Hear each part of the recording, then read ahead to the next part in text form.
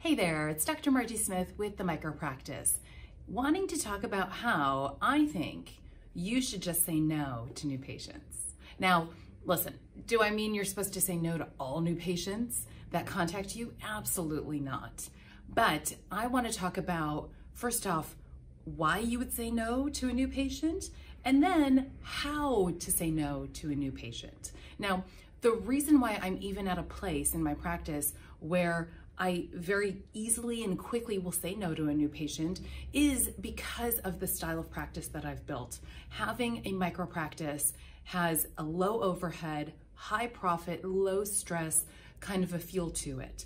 And because I don't have to have every single new patient that's calling me, I have found a great way to be a lot more selective with the new patients that I accept into my practice. Now, the very first practice that I ever built in my career was in downtown Chicago. That practice was a traditional model, brick and mortar, my own space, had a staff, built out the space so it suited me perfectly. I worked long hours, I worked all day, every day practically, and I had a lot of fun and I learned a lot, but I ultimately, boy, I was accepting every single new patient that was calling my office. It did not matter what they were coming in for, what they needed, what they wanted. I didn't even know hardly anything about any of these patients before they walked in the door. And so because of that, I found it a little challenging at times. I had that section of patients that, oh gosh, I just didn't really love seeing. And if I saw them on the schedule, it was kind of like, oh, great. You know, this person's coming in. And we've all had that before. We've all had patients that we've had in our practice that they maybe aren't our most favorite patient in the world, right? So now that I have a different practice model, a different business model where I don't have to worry about accepting every single new patient that walks in the door, now I can be a little bit more selective. I could be a little bit more conscientious about the people who are coming in to see me, because ultimately it's a win-win. I want to accept those patients and those cases that I know that I'm going to be really good at and I'm going to get really great results with, because that's what we have as chiropractors, as professionals. We have a reputation to carry with us, and that reputation is built on the results that we get with our patients. So accept those patients and those cases that work really great for your practice, because if you do accept a patient that maybe isn't your ideal patient, you might not get great results with them. And then who wins there? The patient is frustrated, you're probably a little bit annoyed, right? Potentially you might get a bad review online. So all of these things can happen when you don't accept who the ideal patient is going to be for your practice. Now, I have a pretty clear system that I've put in place. And as a micro practice owner, I have to have systems and procedures to be able to make the most of my time without having a staff person in my practice. And one thing that I do with all new patients is I speak with them on the phone before I schedule them in my practice. Now, my established patients, you may have heard me talk about before, can schedule themselves online. However, a new patient needs to absolutely go through me first before I'll see them as a new patient. And so here's what the conversation typically will go like. I'll get them on the phone and I'll say, hey Sally, this is Dr. Margie. I saw that you requested a new patient appointment with me, and I just wanted to call you directly and learn a little bit more about what I can help you with and why it was me that you've chosen to call for your chiropractic needs. And so it's just a very simple question that I kind of leave open-ended, and I'd love the person to kind of open up a little bit more detail as to what it is I can do for them and why it's me. Why did they select me over some of the other chiropractors around?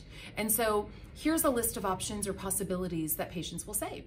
They'll say, oh, I want to bring my child in to come see you, or I'm pregnant and I see that you have a specialty in that sort of thing, or I'm looking for somebody to help me raise my family a little bit more naturally with more suggestions naturally, and I see that that's what you're really good at doing. Or they'll say, I was referred to you by a friend of mine and I'm having XYZ happening within my body, and I heard chiropractic is something that can help with that. So regardless of what it is, I really want to hear and understand where they're coming from.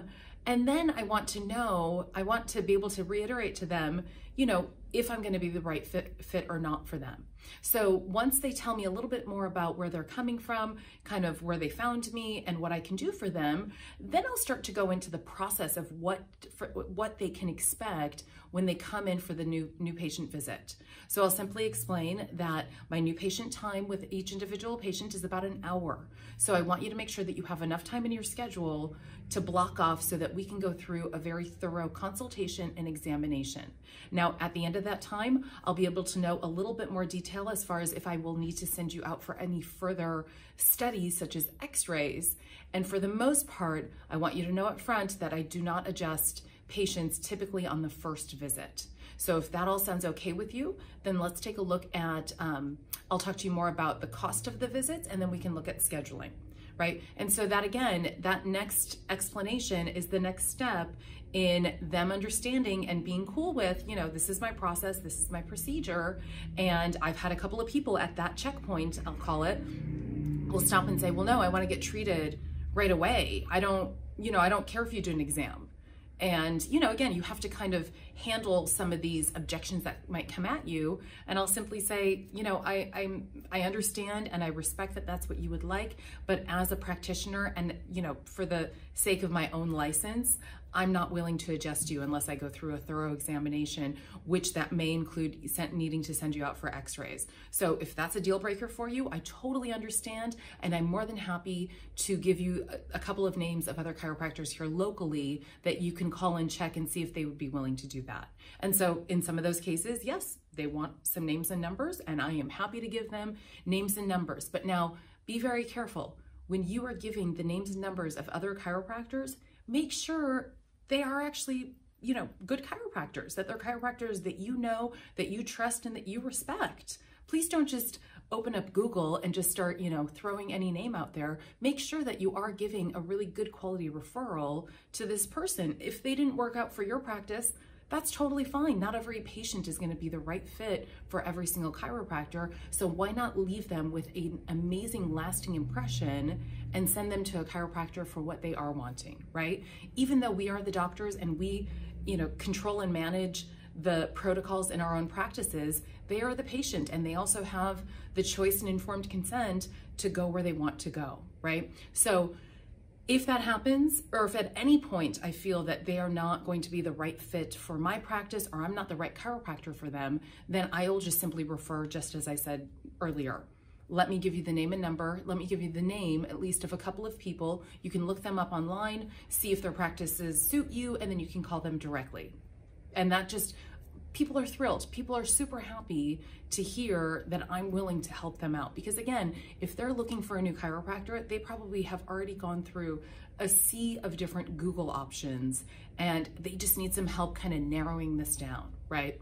And so now let's say that they're totally cool, and yes, that's great. That's what I want. I want you to do a thorough exam. And then I'll say, okay, so for my examination cost is a fee I collect directly from patients. I do not belong to any insurance networks. So for adults, my cost is this much, and for children, it's this much. Is that okay with you? And they simply say yes or no.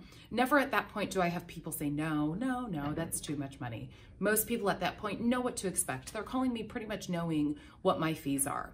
So then I'll say, okay, let's find a time to schedule you. And then the scheduling process also is a whole protocol in its own. I have very specific times throughout my days that I like to do my new patient visits. I don't do them at the very beginning of the day. I don't do them at the very end of the day. So I expect them to fall into these categories. And again, if they can't, then I'll simply say, okay, here's name of a couple of other chiropractors in the area that you could check in and see if they're willing to take you as an 8 a.m. new patient, or, you know, whatever it is that they're looking for. So I try to be on the same page with every single person. And ultimately, I really, truly do want, you know, them to be in the right office and me to have the right ideal patients. And I can say wholeheartedly, today in this practice that I currently have, I absolutely love seeing every single one of the patients that comes into my door. I don't have that feeling anymore of when I see a name on a schedule that I'm like, oh, great, that person's coming in. Not at all. I used to. Again, we would be lying to ourselves if we didn't admit that. But today, now in my practice, No, I don't have that anymore because ultimately I have said no to a lot of new patients for me, but I have happily and lovingly referred them to other chiropractors in the area because I ultimately do want them under chiropractic care, but I want them to find the right fit. All right, everyone, that was Dr. Margie again with the Micro Practice, and I'll see you all next time. Thanks, bye.